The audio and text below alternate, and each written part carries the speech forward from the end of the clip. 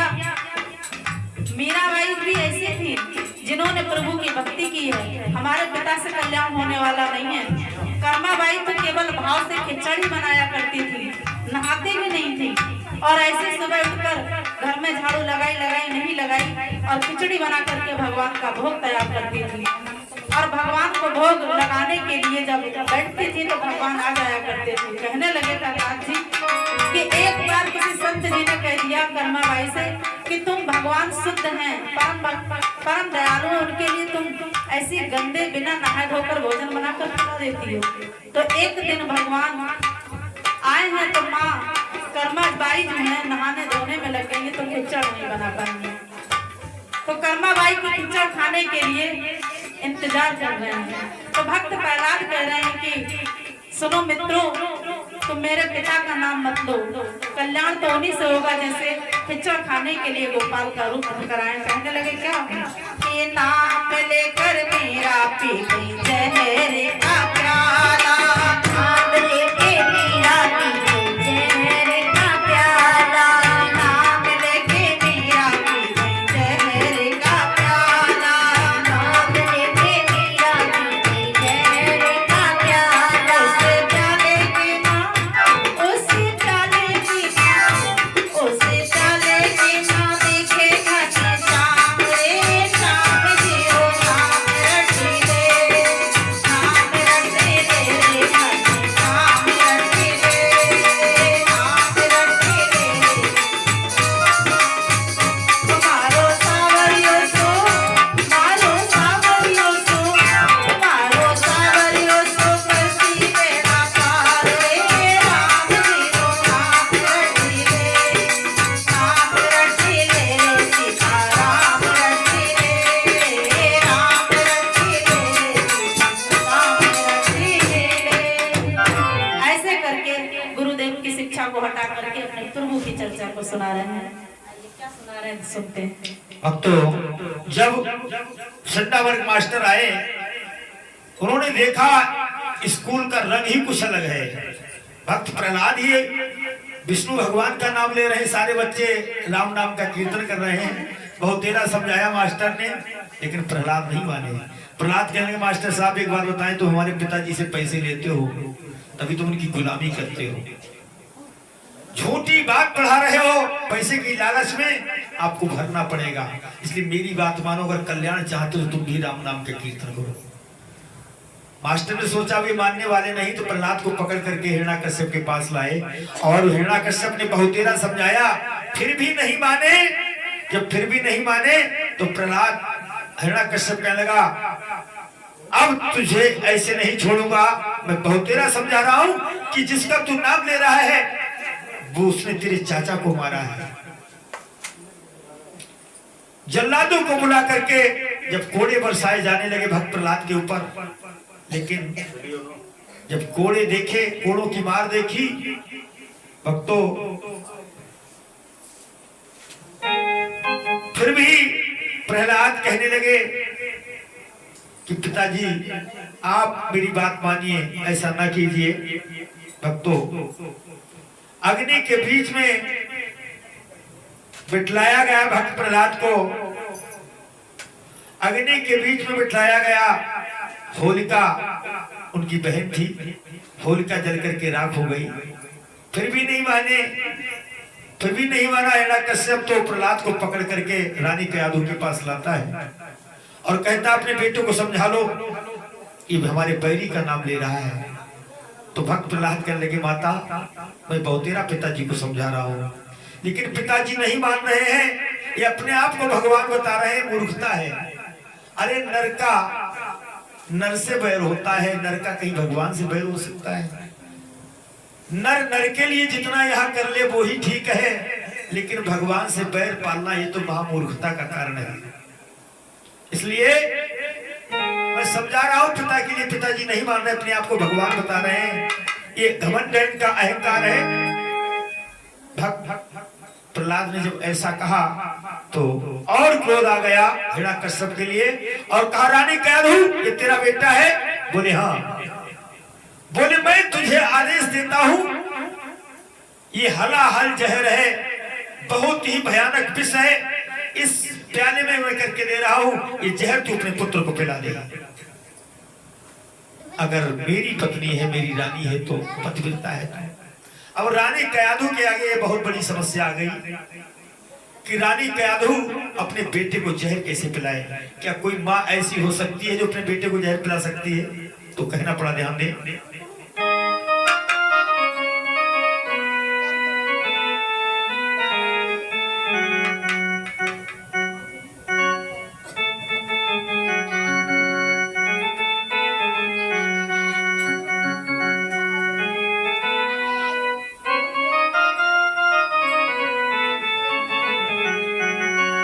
और पति ने है आदेश दिया,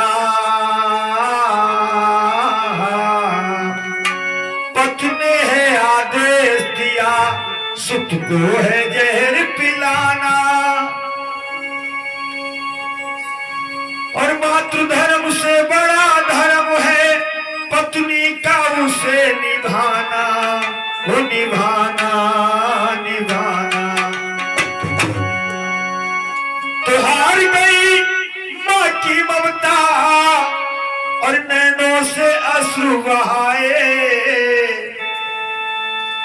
और जिस लालन को दूध पिलाया उसे कैसे जहर पिलाए। हाय हाय रे मजबूरी, हाय हाय रे मजबूरी, अपनों से होती दूरी, दो धर्म जहां टकराए। जिस लालन को दूध पिलाया उस कैसे जहर पिलाए। हाय हाय रे मजबूरी।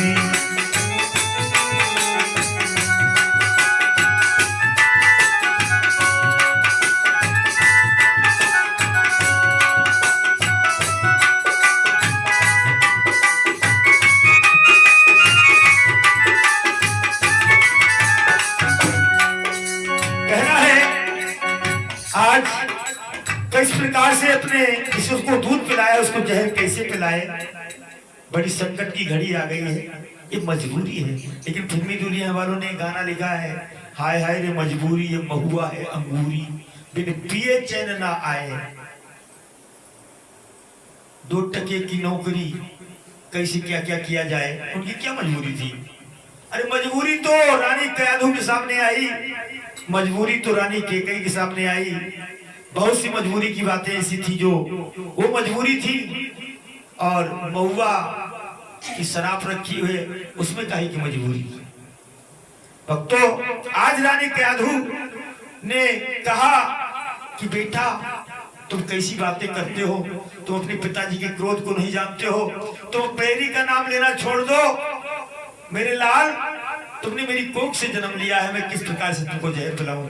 भक्त प्रहलाद के लिए, माता तुम अपने पति की बात को मानो, मैं मानने वाला नहीं हूं। जो तुम्हें आदेश दिया है वो काम जल्दी से करो, लाओ प्याला मुझे दो। और जहर का प्याला लेकर के भक्त प्रहलाद पी गए। लेकिन जहर का प्याला जब लिया तो उसमें उनके भगवान नजर आने लगे और वो जहर भी अमृत बन गया। भक्तों, जब ऐसा देखा तो हिरण्याकश्यप ने खंबे से बांध लिया।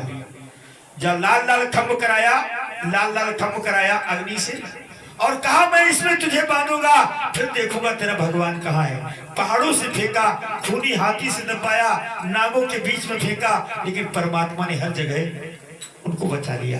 कहते फानूस बनकर जिसकी हिफाजत हवा करे, वो सम्मा क्या बुझेगी जिसे रोशन खुदा करे।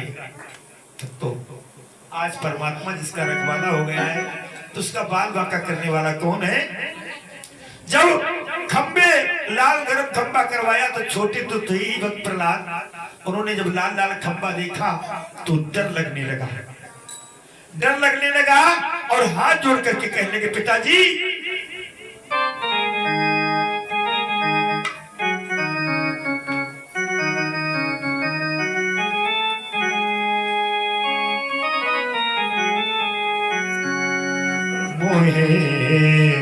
पिताजी। रोने लगे भक्त प्रहलाद और हाथ जोड़ करके कहने लगे, पिताजी, अरे पिताजी मोहे मोहे प्यारो लगे हरि नाम। मैं मजबूर हूं पिताजी, नहीं तुम्हारी बात मान जाता। मुझे पता लग गया है कि भगवान तुम नहीं हो, भगवान तो वो है जिसने बिल्ली के बच्चों को बचाया है। अरे मोहे प्यारो लगे हरि नाम, पिताजी मोहे मति मारो।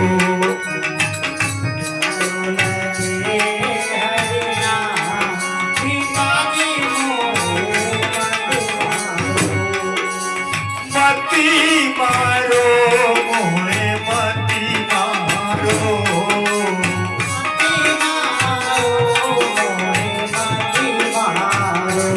मोहे प्यारो लगे हरि नाम, पिताजी मोहे मति मारो।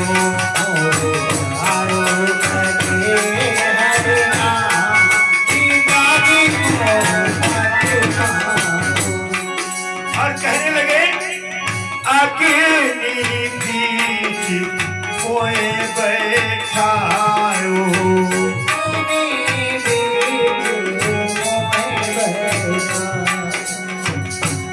मेरे प्रभु ने बचाए ले प्राण, मेरे प्रभु ने बचाए ले प्राण, पिताजी मोहे मति मारो।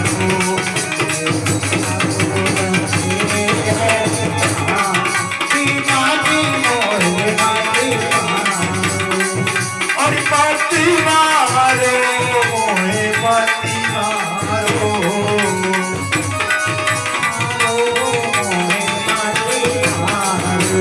मोहे प्यारो लगे हरि नाम, पिताजी मोहे मति मारो।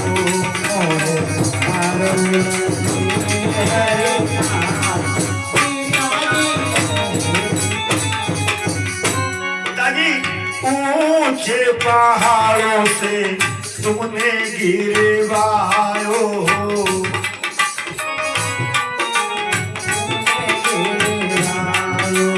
ऊंचे पहाड़ों से तुमने गिरवायो,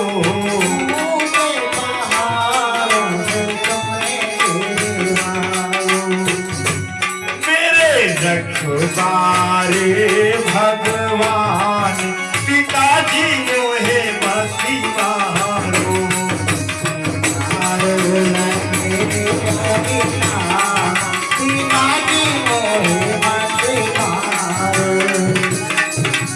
मोहे प्यारो लगे हरि नाम, पिताजी मोहे मति मारो।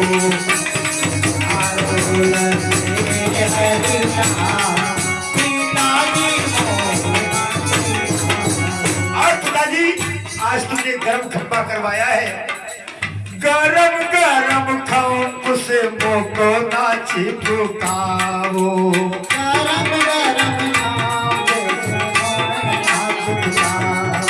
जब ऐसे रो करके फूट फूट करके रोने लगे तो पिताजी उसको इस गरम खंबे से मत बांधो, ये बहुत गरम खंबा है। पिताजी मेरी बात मान जाओ। जल्लादों से कहा हिरण्यकश्यप ने पकड़ लो इसके हाथ और इस गरम खंबे से बांध दो।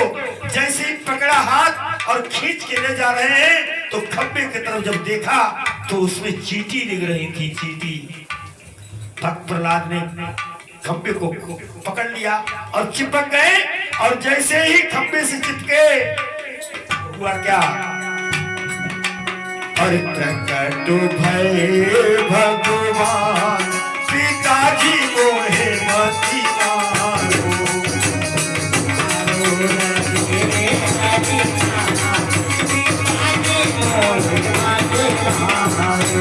मोहे प्यारो लगे हरि नाम, पिताजी मोहे मति मारो। मोहे प्यारो लगे हरि नाम, पिताजी मोहे मति मारो। पिताजी मोहे मति मारो, पिताजी मोहे मति मारो। बोलो रघुनाथ भक्त भगवान की जय हो। बोलो सच्चे दरबार की जय हो।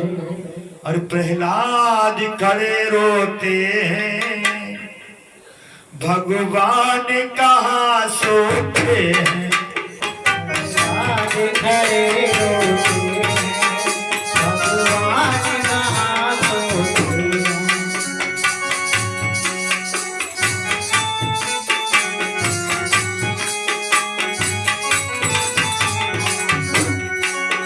प्रहलाद खड़े रोते हैं, भगवान कहाँ सोते हैं। आज खड़े रोते हैं, भगवान कहाँ सोते हैं। भक्तों इस प्रकार से जब भगवान को याद किया तो खंबा फाड़ करके भगवान प्रकट हो गए। और कैसे प्रकट हुए, कैसे प्रकट हुए, उनका सर तो जो है वो शेर का है और पूरा शरीर नर का है। नरसिंह अवतार में प्रकट हुए। वे एक बार जयकारा लगाई नरसिंह भगवान की। और उनके भक्त को इतना कष्ट दिया है तो नरसिंह भगवान बहुत क्रोधित हैं। लाल लाल आंखें, अग्नि बरस रही है उनकी आंखों से, इतना गुस्सा है। जैसे प्रकट हुए तो भक्तों तीनों लोग थर थर थर थर कांपने लगे। और जैसे ही प्रकट हुए तो भक्तों क्या हुआ, जैसे ही प्रकट होते हैं तो हिरण्यकश्यप ने सोचा कि मैं भाग जाऊं, लेकिन तलवार उठा बैठा। और जैसी तलवार को उठाया और युद्ध करने लगा भगवान से। लेकिन भगवान से युद्ध कैसे कर पाएगा। जैसी भगवान बड़े, तलवार छूट के बहुत दूर गिरी जाकर के भगवान ने उठा लिया और उठा करके अपने घुटनों के ऊपर रख लिया। घुटनों के ऊपर रखा और कहा सुन। जिस समय घुटनों पर रखा, और वो समय कौन सा था, न शाम थी न रात था, मतलब न दिन थी न रात थी, न दिन थी न दिन था न रात थी, और संध्या का समय सुहाना था। और कहना हुआ क्या कि भीतर था और न बाहर था, पकड़ा था नीच को देहरी पर, ऊपर न रहा नीचे न रहा, ले लिया दुष्ट को गोदी।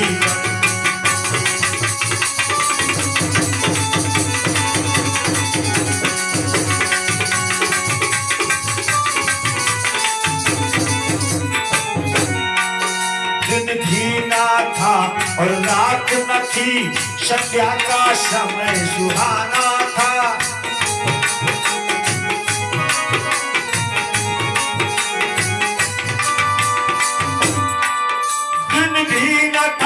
और रात न थी, संध्या का समय सुहाना था।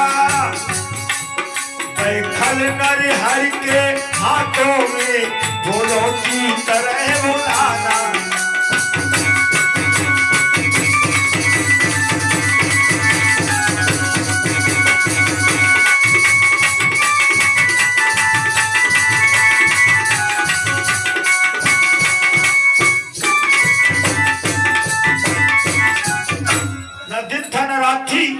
संध्या का समय सुहाना था, ना भीतर था ना बाहर था। देहरी पर पकड़ा भगवान ने और दोनों हाथों से उसका वक्षस्थल फाड़ दिया, राम नाम सत्य कर दिया। पृथ्वी आकाश हिलने लगे भक्तों। तो कहना पड़ा जब नरसिंह भगवान ने हिरण्यकश्यप को मार दिया और फाड़ करके उसको आधा आधा, और गुस्से में खड़े हुए हैं। अब उस क्रोध को देख करके सभी लोग थर थर कांप रहे हैं। भगवान का क्रोध शांत नहीं हो रहा। उनके क्रोध से तीनों लोग जलने लगे। जब जलने लगे तो तुरंत ब्रह्मा जी आ जाते हैं और ब्रह्माणी, रुद्राणी, इंद्राणी सभी देवी देवता आ जाते हैं। कौन प्रभु के पास जाए? नारद भगवान भी दूर खड़े हैं, देख रहे हैं, वो भी पास में नहीं जा रहे हैं। कौन जाए भगवान को मनाने के लिए? पता नहीं क्या हो जाएगा। तो नारद जी ने प्रहलाद की तरफ इशारा किया, बेटा तुम ही मना सकते हो।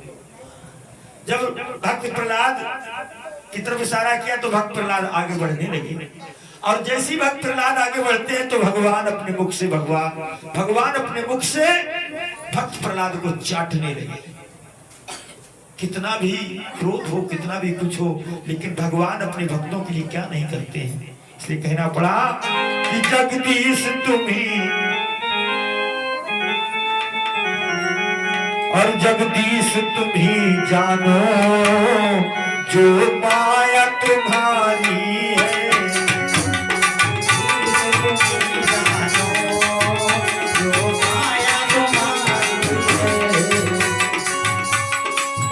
जगदीश तुम्ही जानो, जो माया तुम्हारी है। हम किसके कहाएंगे जब माया तुम्हारी है। जानो जो माया तुम्हारी है। जगदीश तुम्ही जानो, जो माया तुम्हारी है।